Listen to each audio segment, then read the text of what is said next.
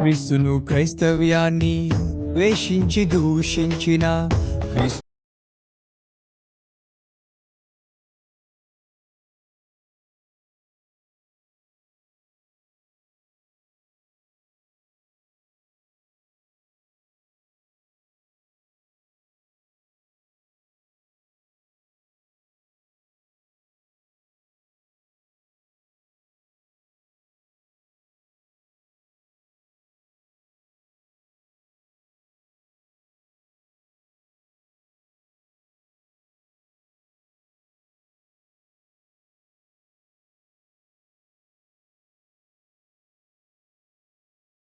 ఆ పొరపాటునుగా కానీ కాళ్ళు కనుక తగిలిందా ఎంత పూజలు చేసుకుంటుందో కళ్ళు కట్టేసుకుంటాం బుద్ధి కట్టేసుకుంటాం కదా.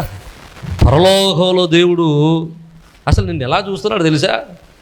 బంగారం నీ నెత్తి మీద కదరా బాయ్, ఎక్కడ ఉండాలి? ఆమేన్, హల్లెలూయా. నిన్ను పరలోక వీధుల్లో నడిపిస్తూ పరలోకంలో నువ్వు తిరుగుతుంటే, బంగారు వీధుల్లో తిరుగుతుంటే నిన్ను చూచి ఆనందించేయాలనుకుంటున్నాడు దేవుడు. అర్థమైతే దేవునికి స్తోత్రం, హల్లెలూయా. ఆ పరలోకులు బంగారు వీధుల్లో తిరిగేటువంటి నిన్ను ఈ భూమి మీద ఆయన నీకు బంగారాన్ని ఎందుకు ఇట్టాడు తెలుసా? ఒరే, బంగారం అనేది ఇలా ఉంటుంది, అక్కడ ఇలా ఉంటుంది బంగారం, ఇలాంటి బంగారంతో అక్కడ వీధులు వేశాను, ఇలాంటి బంగారంతో అక్కడ నీకు ఇల్లు కట్టాను అని చెప్పడానికి దేవుడు ఈ లోకంలో బంగారం పెట్టాడు. అర్థమైతే దేవునికి స్తోత్రం చెప్పండి. వాక్యంలో ఎక్కడ కూడా నువ్వు బంగారాన్ని వాడుకోవద్దని చెప్పలే, కానీ బంగారాన్ని వాడేటప్పుడు బంగారాన్ని కలిగి ఉన్నప్పుడు ఎలా కలిగి ఉన్నావో అది జాగ్రత్తగా చూసుకోమని ప్రభువు చెప్పాడు. జాగ్రత్తగా మనం కొన్ని విషయాలు మనం పరిశీలన చేద్దాం. బైబిల్ గ్రంథంలో 2 సందర్భాలు మీకు జ్ఞాపకం చేస్తాను. 2 సందర్భాలు, చాలా సందర్భాలు ఉన్నాయి, 2 సందర్భాలు నేను జ్ఞాపకం చేస్తాను. మొదటి సందర్భం ఏంటంటే, ఇశ్రాయేలీలు కానా యాత్ర చేస్తున్నప్పుడు మోషే సీనాయి పర్వతం మీదకి వెళ్ళాడు. ఈ సీనాయి పర్వతం మీదకి వెళ్ళినప్పుడు 40 రోజులు ఎప్పుడైతే మోషే కనబడలేదో కింద ఉన్న ఇశ్రాయేలీలందరికీ గుండు జారిపోయింది. అయ్యో, మమ్మల్ని నడిపించే నాయకుడు లేడు, మమ్మల్ని నడిపించే సేవకుడు లేడు, దేవుని స్వరం చెప్పేవాడు లేడు అని చెప్పి వీళ్ళందరూ అహరోను దగ్గరికి వచ్చారు. అహరోను ఇప్పుడు మాకు దేవుడు కావాలి అని చెప్తే అహరోను అన్నాడట, ఎవరై మీ దగ్గర ఉన్నటువంటి బంగారం అంతా పట్టరండి అన్నాడు. ఈయన బంగారం అంతా పట్టుకొస్తే ఆ బంగారం అంతటిని పోత పోసి ఏం చేశాడు? ఒక దూడను చేశాడు. జాగ్రత్తగా వినండి, ఒక దూడను చేశాడు. ఈ దూడను చేసి ఇశ్రాయేలందరూ కూడా దూడ ఎదుటకు వచ్చి దేవుడు దూడ తట్టినాడు, నీవే మా దేవుడవో, నీవే మా రక్షకుడవో, నీవే మా నడిపించిన వాడవు, నీవే మమ్మల్ని పోషించిన వాడు, నీవే మాకు దిక్కు, నీవే మాకు ఆశ్రయము, నీవే మాకు రక్షణ దుర్గము అని చెప్పి ఆ దూడ దగ్గర ఇశ్రాయేలీలు ప్రార్థన చేయటం మొదలెట్టారు.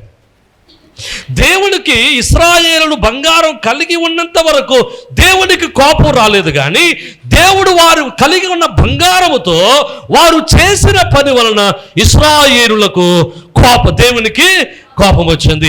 ఏం చేశారయ్యా అంటే, వారి దగ్గర బంగారము మారక ద్రవ్యంగా లేకపోతే ఒక వస్తువుగా దాన్ని ఉపయోగించుకోండి అని దేవుడు చెబితే దీన్ని ఏం చేశారంటే విగ్రహం చేసేసారు. దీన్ని తీసుకెళ్ళి దేవుని చేసేసారు. దీన్ని తీసుకెళ్ళి ప్రజల ఎదుట నిలబెట్టారు. దీన్ని తీసుకెళ్ళి గొప్పదానిగా చేశారు. దీన్ని తీసుకెళ్ళి వారందరూ కూడా దాని వైపు చేస్తూ నీవే మాకు రక్షణ, నీవే మాకు దేవుడు, నీవు తప్ప మాకు రక్షకుడు లేడు అని చెప్పడం ప్రారంభించారు.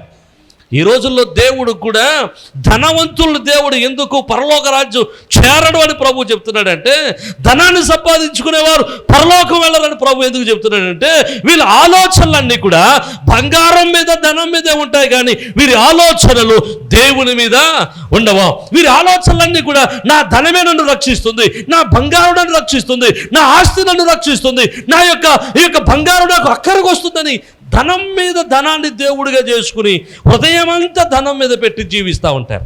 వాక్యంలో ఒక మాట ఉంటుంది, నీ ధనం ఎక్కడుందో నీ హృదయము అక్కడే ఉంటుంది అని. ఇశ్రాయేలీలు వారికి ఉన్నటువంటి ధనాన్ని, బంగారాన్ని వారు విగ్రహముగా మార్చేశారు. ఈరోజు మనుషులు కూడా దేవుని యొక్క సన్నిధిలో ధనాన్ని దేవునిగా మార్చుకుంటున్నారు. ధనాన్నే దేవుడిగా అనుకుంటున్నారు. ధనమే ఆశ్రయం అనుకుంటున్నారు. ధనమే రక్షణ అనుకుంటున్నారు. ధనమే సర్వస్వం అనుకుంటున్నారు. దేవుడికి కోపం వచ్చే విషయం ఏంటి తెలుసు? అందుకని అన్నాడు, మీరు పరలోక రాజ్యం రారు. సూది బెజ్జంలో నుంచి ఏం వెళ్ళిపోద్దంట, అర్థం అవ్వట్లేదా? దేవునికి స్తోత్రం. మరి దేవుడు ధనవంతులు చేయడా? మనం ధనవంతులు అవడం దేవునికి ఇష్టం లేదా అంటే, అసలు బైబిల్ గ్రంథంలో ఉన్నారంటే ధనవంతులు అందరూనే. అబ్రహాము ధనవంతుడే, ధనహీనుడే? ఎంత ధనవంతుడు? రాజులే భయపడేంత ధనవంతుడు. దేవునికి స్తోత్రం చెప్పు. హల్లెలూయా. ఒబేదేదుని దేవుడు ఆశీర్వదించాడు. ఒబేదేవుని ఎలా ఆశీర్వదించాడు దేవుడు? 3 నెలల్లో రాజా ఈర్ష్యపడేంతగా ఆశీర్వదించాడు. దావీదును అరణ్యములో నుంచి అంతఃపురంలో తీసుకెళ్ళాడు. గొర్రెలు కాసుకునేవాడిని రాజుగా చేశాడు. యోసేపు ధనవంతుడయ్యాడు. సొలొమోను ధనవంతుడయ్యాడు. దేవుని యొక్క గ్రంథంలో అనేక మంది ధనవంతులు ఉన్నారా? దేవుడు ధనవంతులకు వ్యతిరేకి కాదు. ఎవరైతే ధనాన్నే దేవుడు అనుకుంటాడో వారిని బట్టి దేవుడు చింతిస్తూ ఉన్నాడు. అర్థమైతే దేవునికి స్తోత్రం చెప్పాలి. హల్లెలూయా. ఈరోజు ఒకవేళ నీ ధనాన్ని దేవునిగా చేసుకుని ఉన్నావేమో, నీ ధనమే నిన్ను ఆశ్రయిస్తుందని నువ్వు చూస్తున్నావేమో, నీ ధనమే నిన్ను కాపాడుతుందేమో అంటున్నావేమో. వాక్యులు అంటున్నాడు, ఈ లోకంలో ఉన్నటువంటి ధనము చిమ్మిట పట్టవచ్చు, దొంగలు దొంగిలించవచ్చు. ఆమేన్. ఈ లోకం ధనం నీకు అక్కడ రాకపోవచ్చు. కానీ రెండో విషయం మీకు జ్ఞాపకం చేస్తాను. సొలొమోను మహారాజు ఉన్నాడు, మీ అందరికీ తెలిసిందే.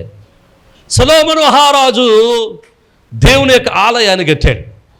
దేవాలయాన్ని కట్టడానికి సొలొమోను వాడినటువంటి అతి ప్రాముఖ్యమైనటువంటి వస్తువు ఏంటో తెలుసా? బంగారం. సొలొమోను దేవాలయాన్ని కట్టడానికి ఎంత బంగారం వాడండి? దావీదు ఇచ్చింది కాదని అడిగేది. సొలొమోను కట్టినటువంటి బంగారం. సొలొమోను 3000 టన్నుల బంగారాన్ని వాడాడట. అందులో దావీదు ఇచ్చిందే 100 టన్నులు అంటదట. 100 టన్నుల బంగారాన్ని దావీదు దేనికి ఇచ్చాడు? సొలొమోను ఎంత ఇచ్చి ఉంటాడంటే ఇంకో 200 టన్నులు పోగేసి ఉంటాడు కదా. సొలొమోను 3000 టన్నుల బంగారాన్ని పట్టుకెళ్ళి దేవుని యొక్క ఆలయాన్ని కట్టడానికి ఉపయోగిస్తే దేవుడు సొలొమోనును దీవించడం ప్రారంభించాడు. ఎంతగా దీవించాడు తెలుసా? సొలొమోను ఇంటిలో ఉన్న పాత్రలన్నీ బంగారు పియే. సొలొమోను ఇంటిలో ఉన్న సమస్తమును కూడా బంగారు బంగారంతో తయారు చేయబడింది. ఎంతెందుకు మాట చెప్తాను చూడండి. సొలొమోను దగ్గర ఉన్నటువంటి రాజ సంరక్షకులు ఉంటారు చూసారా? ఈ రాజ సంరక్షకులు కూడా వాడేటువంటి కత్తులు కూడా బంగారంతో తయారు చేసుకున్నాడంట. అసలు మనం ఏం చేద్దాం? అసలు మన బంగారం ఈ మాట కొత్తది. దేవుడు నిన్ను బంగారం కలిగి ఉండడానికి వ్యతిరేకించటం లేదు. నువ్వు ధనవంతుడిగా ఉండాలని దేవుడు కోరుకుంటున్నాడు. అర్థమైతే దేవునికి స్తోత్రం చెప్పండి. హల్లెలూయా, హల్లెలూయా. అయితే నీ దగ్గర ఉన్న బంగారాన్ని ఎట్లా ఉపయోగిస్తున్నావు? బంగారమే దేవుడిగా చేసావా? బంగారాన్ని దేవుని కోసం ఉపయోగిస్తున్నావా? బంగారం ఎక్కడ ఉండాలి? నీ పాదముల కింద, అనగా నీ కంట్రోల్లో ఉండాలి బంగారం. కానీ బంగారం కంట్రోల్లో చెప్పట్లేదు. మనం ఉన్నాం, అందుకోసమే మన దగ్గరికి బంగారం రావట్లేదండి.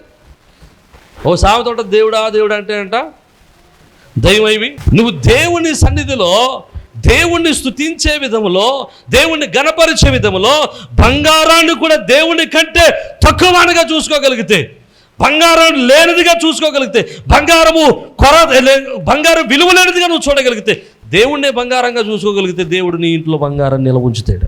మీరు బంగారం ఇచ్చేటట్టు ఉండాలి అంటే మీ ఇంట్లో ఏముండాలి? అర్థం అవట్లేదు మీకు? ఏముండాలి? మీ ఇంటిలోనికి అలాంటి బంగారు నిధులు వచ్చునుగాక. బిగ్గరగా దేవునికి స్తోత్రం చెప్పాలా? హల్లెలూయా. మీరు ధనవంతులగుదురుగాక. మీ ఇంట్లో ధన నిధి ఉండునుగాక. మీ పాదముల కింద ధనం ఉండునుగాక. మీ పాదముల కింద బంగారం ఉండునుగాక. హల్లెలూయా, హల్లెలూయా. బంగారముతో ప్రభువును స్తుతించుదుముగాక. జ్ఞానులు వచ్చి ఏం చేశారండి? చెప్పట్లేదు మీరు? ఎప్పుడైనా దేవుడు మాట్లాడినప్పుడు ఒకసారైనా ఇస్తే బాగుంటుంది, బంగారం ఇస్తే ఎలా ఉండదు చూద్దాం అనిపించినప్పుడైనా దేవుడు పోని బంగారం ఇచ్చే అంటే అయిపోయి ఎంత ఇచ్చేయడం ఎలాగా? ఒకసారి ఇచ్చి చూద్దామా? అర్థమైతే దేవునికి స్తోత్రం.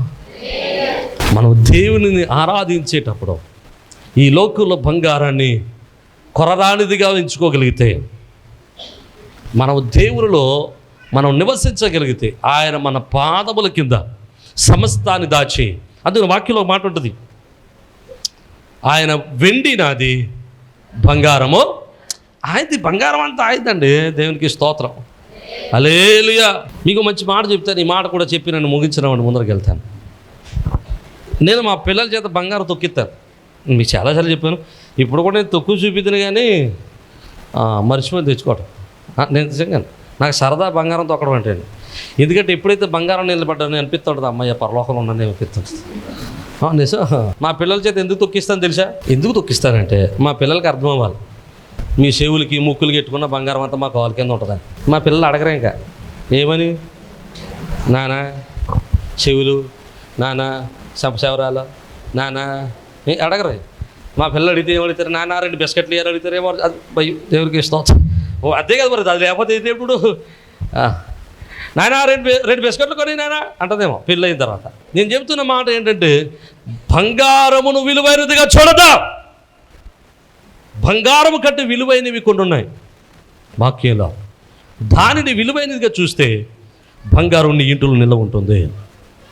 అదేంటో మనం ఒకసారి జ్ఞాపకం చేసుకుని మనం ముగించుకోవడానికి ప్రయత్నం చేద్దాం. పరిశుద్ధ గ్రంథంలో 119వ సంకీర్తన 72వ చరణాన్ని చదువుకుందాం. 119వ సంకీర్తన 72వ చరణం.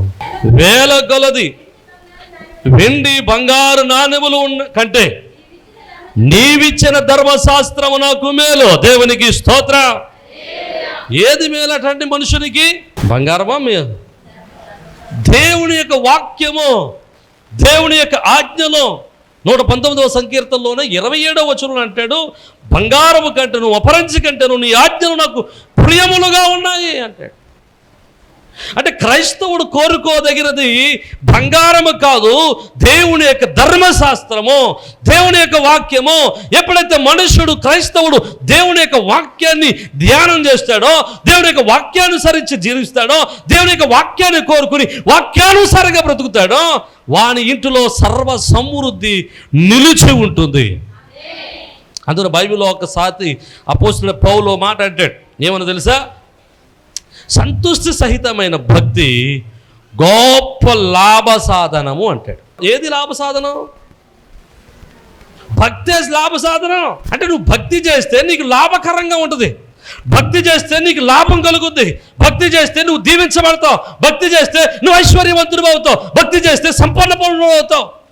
అందునంటాడు కదా, ఇదిగో బుద్ధి జ్ఞానం సర్వ సంపదలు నా యొద్ద గుప్తములై ఉన్నాయి. అర్థమైతే దేవునికి స్తోత్రం.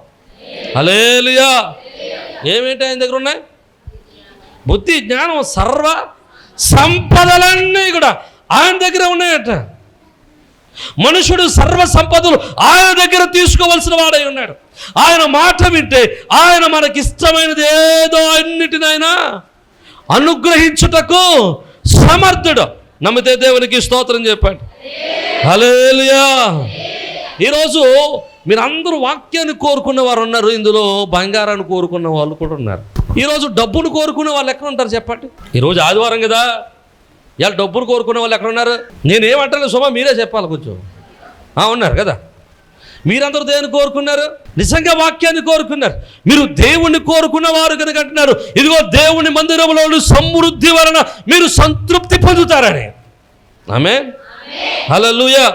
దేవుని దాసుగా చెప్తున్నాను, దేవుని మందిరపు మేలుల చేత మీరు తృప్తి పొందుదురుగాక, మీ కుటుంబం క్షేమకరంగా ఉండునుగాక, మీరు సంపన్నులగుదురుగాక, సర్వ సంపదలు మీ ఇంటిలో గుప్తములై ఉండునుగాక, పరలోక ద్వారములు మీ ఇంటిలో తెరవబడునుగాక. దగ్గరగా చప్పలు కొడుతూ దేవుని నామాన్ని మహిమపడతాం. హల్లెలూయా. డబ్బుల కోసం చూడొద్దా?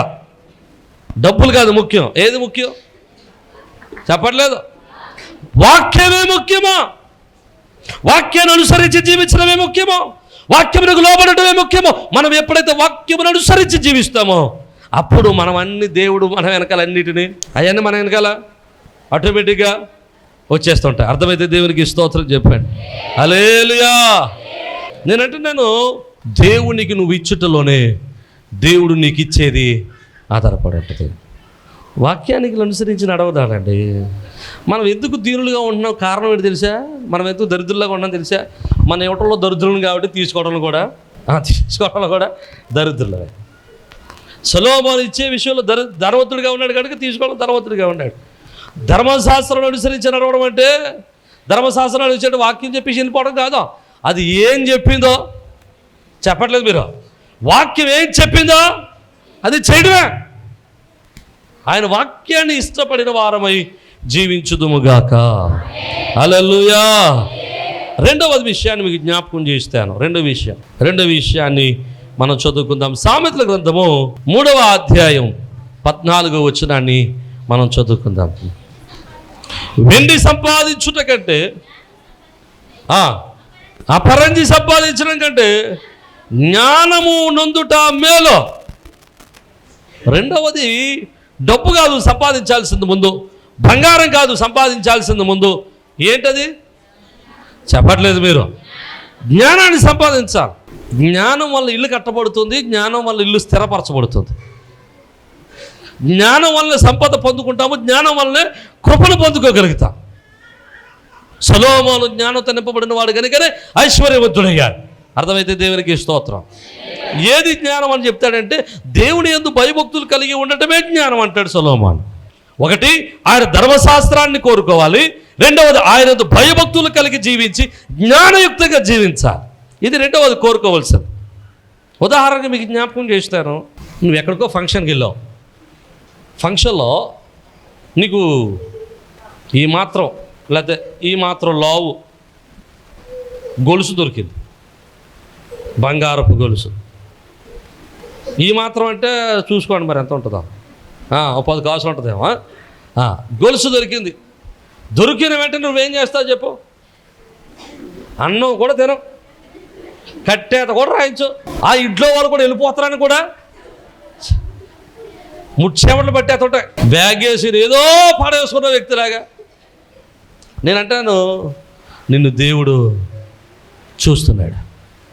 అంత లావు బంగారం కూడా దొరికినప్పుడు నువ్వు చేయాల్సిన పని ఏంటంటే మైకి దగ్గరికి వెళ్ళి, బాబా ఎవడో బంగారం పడేసుకున్నాడు రా అంటే నిన్ను చూసి దేవుడు సంతోషించేస్తాడా?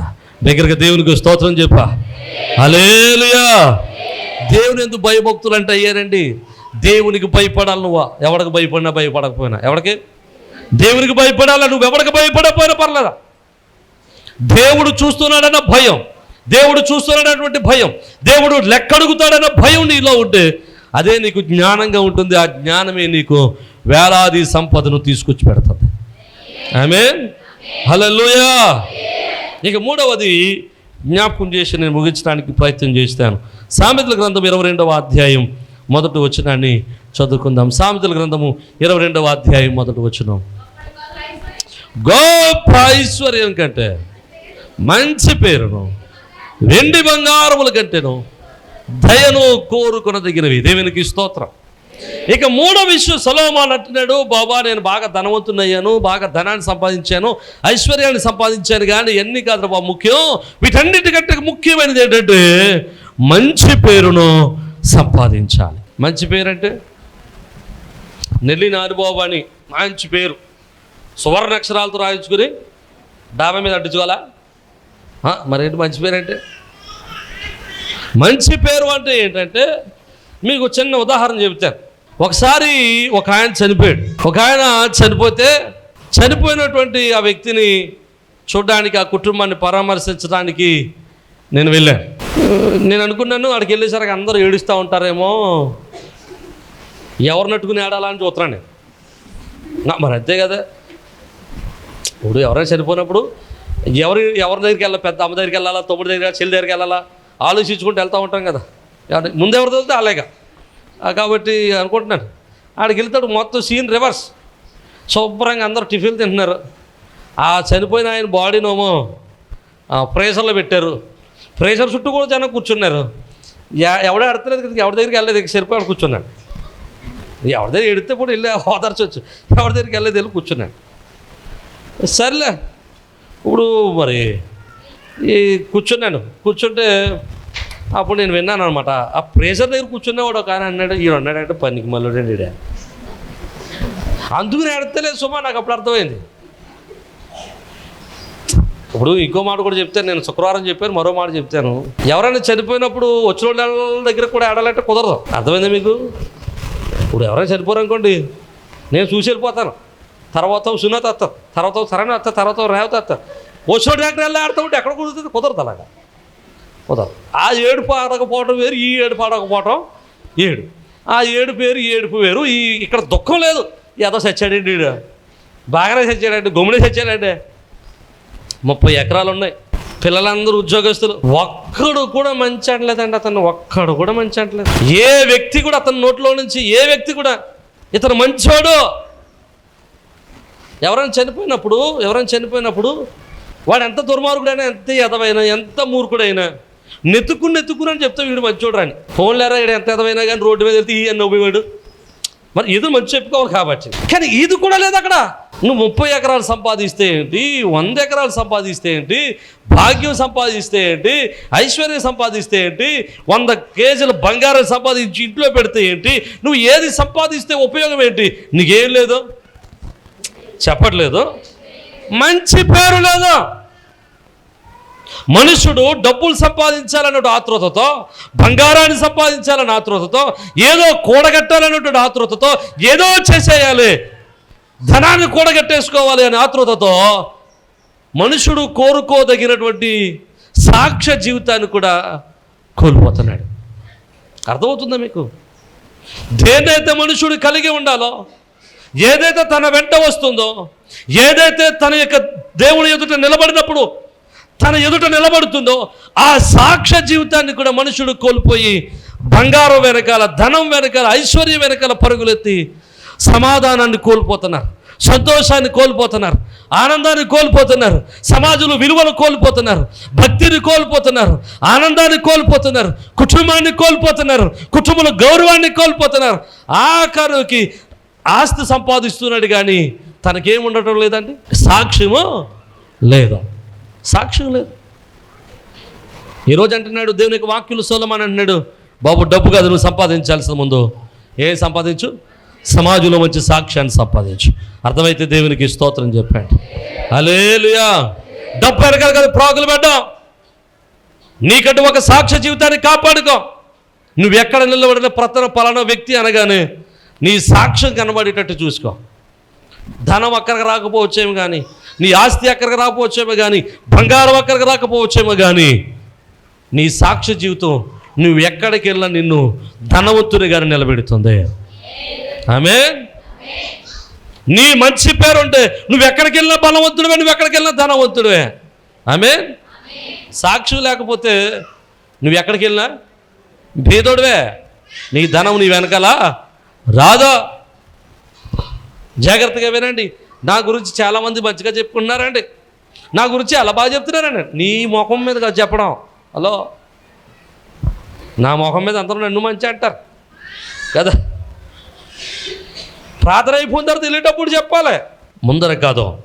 నీ వెనుక ఏం చెప్పుకుంటున్నారో, నీ వెనుకలు ఏం మాట్లాడుకుంటున్నారో అది సాక్ష్య జీవితం, అది కాపాడుకో. వాక్యంలో సొలొమోను అంటున్నాడు, మొట్టమొదటిగా ఏం సంపాదించాలండి, వాక్యాన్ని కలిగి ఉండాలి. బంగారం కంటే నువ్వు విలువ ఇవ్వాల్సింది మొట్టమొదటి ఏంటి, వాక్యం. రెండవది దేవుని యొక్క జ్ఞానం, భయభక్తులు కలిగి ఉండడం. మూడవది మంచి పేరు, సాక్ష్య జీవితాన్ని కలిగి ఉండాలి. ఎప్పుడైతే ఈ మూడు నీ జీవితంలో కలిగి ఉంటాయో, జాగ్రత్తగా వినండి, ఈ మూడు ఎప్పుడైతే నీ జీవితంలో కలిగి ఉంటావో, మొట్టమొదటిది ఈ లోకంలో నువ్వు ఐశ్వర్యవంతుడిగా ఉంటావు. ఈ లోకంలో నువ్వు జీవితాన్ని ముగించిన తర్వాత పరలోకంలో బంగారు వీధుల్లో నడవగలుగుతావు. ఆమేన్.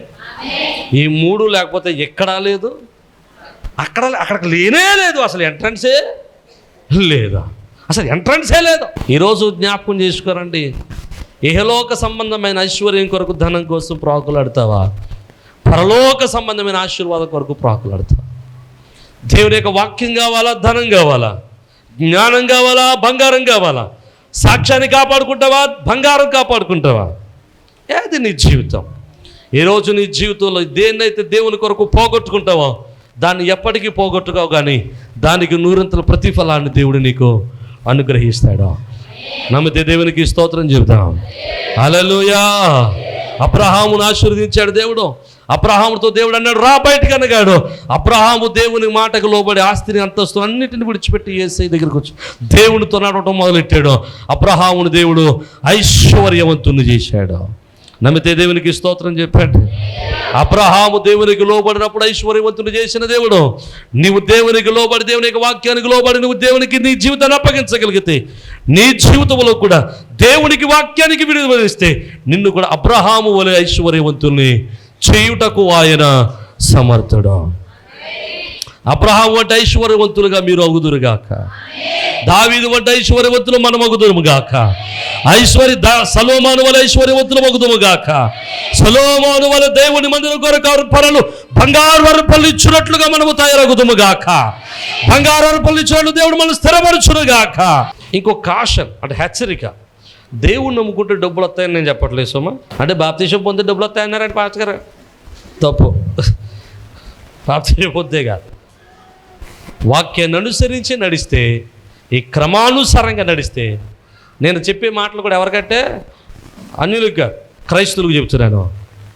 నువ్వు దేవుళ్ళలోకి వచ్చావు కనుక, ఐశ్వర్యవంతుడైన దేవుని సన్నిధిలోకి వచ్చావు కనుక, దేవునికి వాక్యం కూడా ఏమాట ఉంటుందంటే, ఐశ్వర్యవంతులకుటకే మీరు ఐశ్వర్యవంతులు అవ్వడానికే పిలువబడ్డారు. మన భేదోలాగా ఉండడానికి, దిగుమల్లోలాగా ఉండడానికి పిలవలేదు. దేవుడు మనల్ని ఐశ్వర్యవంతులు చేయడానికే పిలుచుకున్నాడు. ఆయన పిలుచుకున్న పిలుపుని బట్టి దేవుడు మనల్ని ఐశ్వర్యవంతులను చేయునుగాక, ఆశీర్వాదకర్తలుగా మార్చునుగాక. తలలో వంచండి, ప్రార్థన చేద్దాం.